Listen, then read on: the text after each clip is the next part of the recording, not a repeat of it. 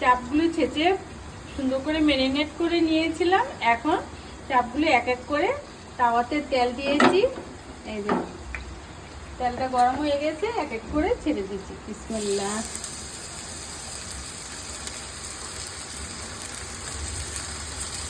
চাপটা ভেজে নেব, চাপ দিয়ে পরোটা দিয়ে খাবো। চাপ পরোটা আজকে রাতের খাবার, চাপ পরোটা।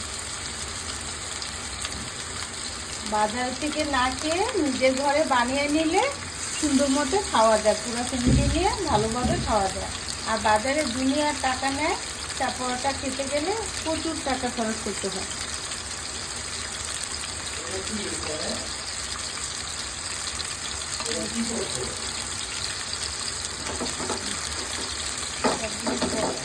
চাপ আমি সুন্দর করে ভেজে নেব।